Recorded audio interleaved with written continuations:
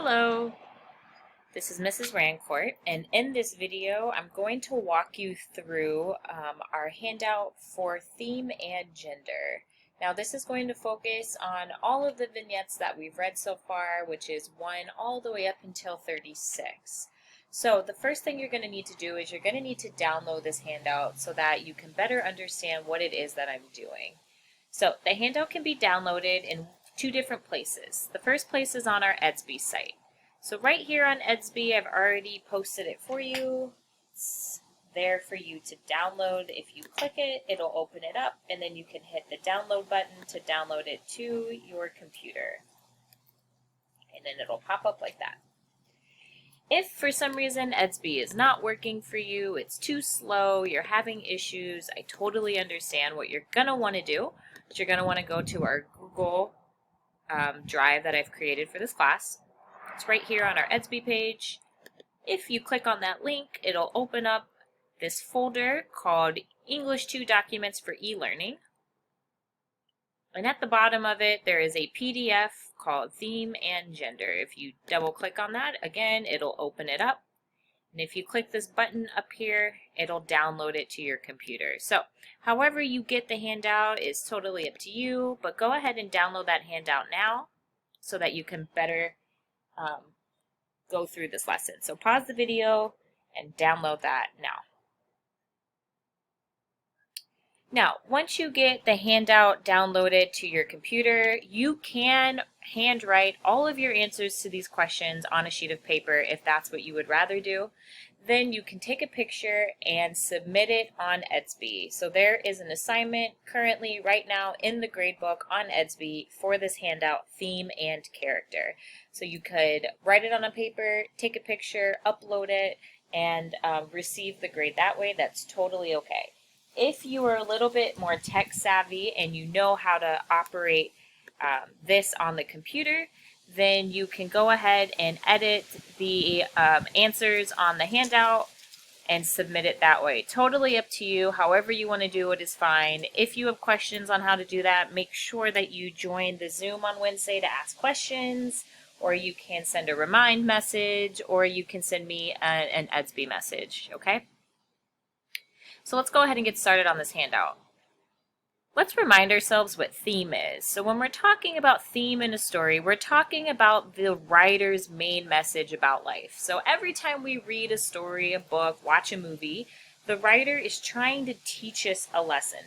They're trying to teach us something. So in this case, in the book, The House on Mango Street, Sandra Cisneros is our writer. And she wants to teach us a lesson. She wants to teach us a lesson about theme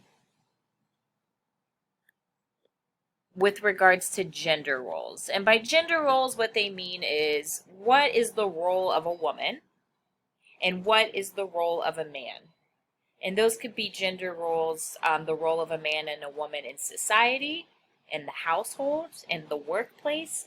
What is expected of men and women? Okay, so we're going to try to figure out what this life message is with regards to the roles of men and women. So looking at the first part up here, let's go ahead and read this. In the house on Mango Street, Esperanza, that's our main character, offers glimpses of the people who live in her neighborhood. So what they mean by glimpses of the people, it means that they're offering us a little bit of information about the characters in our story. Okay, so we're getting some information and we're getting some looks into their lives. However, the vast majority of her character descriptions focus on women and their situations in life. Why would Esperanza be looking more closely at women's lives instead of men's lives? Or a more even combination of both? So, what this question is asking is, why would Esperanza be looking more closely at the women? Why is she not really paying attention to the men? Or why wouldn't she do like a combination, like a balance of both? Why just be focused on the women? So I would go ahead and pause this video now, think about it, go ahead and write your answer down, or you can type it into this box here. If you double click, you can erase and type your answer.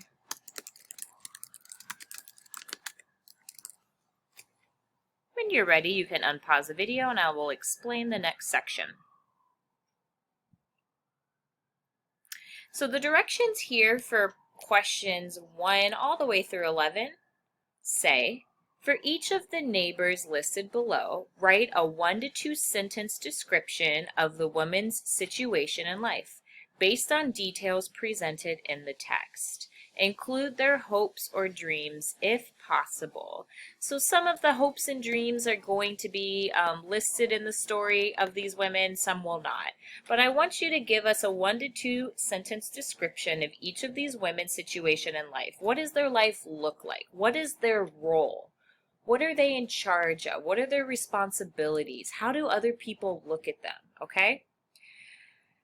The page numbers are included here, which is super helpful. So what you're going to want to do is open up the novella. So if you go back to our EDSB page and you scroll down, and this big long piece right here, there is a link that is a copy of the novella for free online. You're going to want to go ahead and maybe save this link as a favorite. So as you're working on the handout is going to show you that on pages 10 and 11, there is a description of Esperanza's great-grandmother. So I'm going to go to my novella. I'm going to scroll to pages 10 and 11. Oop, there's page 10 at the bottom. And I'm going to remind myself what information is given on these 2 pages about the grandmother, okay? You are not to copy answers from the book word for word. Do not do that. You are writing in your own words a 1 to 2 sentence description of that woman's situation in life. You are creating your own sentences from your own brain. You are not stealing sentences from Sandra Cisneros' brain. Do you understand? If you have trouble here, or if you need extra help, you need to make sure that you log into the Zoom meeting on Wednesday and that you ask questions. If you cannot make it to the meeting to ask questions, make sure you are writing messages to me on Remind or on EDSB. Okay? So you're going to create these 1 to 2 sentence descriptions for each of these characters, okay? Marine is on pages 23 to 27 and again on 65 to 66. You have Rosa Vargas, Alicia, Aunt Lupe, Elenita, Ruthie, Mamacita, Rafaela, Minerva, and Esperanza's mother. You get all these women with page numbers, okay? I would go ahead and pause this video now. And when you are ready to move on, you can unpause the video for the last part. So the last part of the handout asks you 3 different questions. So once you are finished coming up with the description sentences of each of those female characters, you can answer these questions. The first one asks, through all of these women's descriptions, Esperanza and the author, Sandra Cisneros, are investigating how women's roles are affected by the men in their lives. What aspects, that means details, okay? What details of their lives do most of these women have in common with each other? So looking at all 11 women that are listed on the handout, what do these women have in common? Your answers should specifically focus on how the women's roles are affected by the men in their lives, okay? So what do they have in common when it comes to the men in their lives, based on that information in those different pages, okay?